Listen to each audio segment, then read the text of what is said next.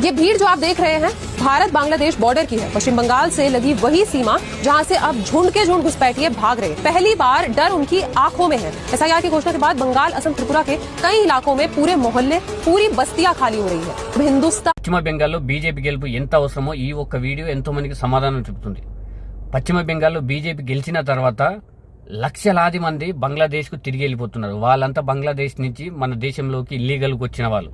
ఇప్పుడు బీజేపీ గెలుపుతో వాళ్ళ ఆటలు సాగవని అర్థమైనట్లుంది. వాళ్ళంతా వాళ్ళే లక్షలాది మంది బార్డర్ దాటుతూనే ఉన్నారు.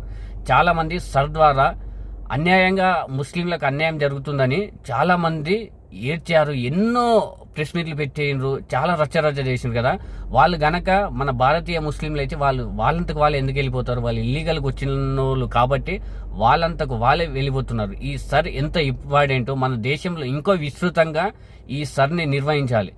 దీని ద్వారా భారతీయ ముస్లింలకు ఎసుంటి ఇబ్బందులు కూడా జరగవు. పశ్చిమ బెంగాల్లో కూడా చూడండి, భారతీయ ముస్లింలు మొత్తం బీజేపీకి కొంతవరకు సపోర్ట్గా ఇచ్చిండ్రు. కానీ వీళ్ళు బంగ్లాదేశ్ నుంచి వచ్చిన వాళ్ళు పశ్చిమ బెంగాల్ని సర్వనాశనం చేసిండ్రు. ఎంతో మంది హిందూ కుటుంబాలను సర్వనాశనం చేసిండ్రు.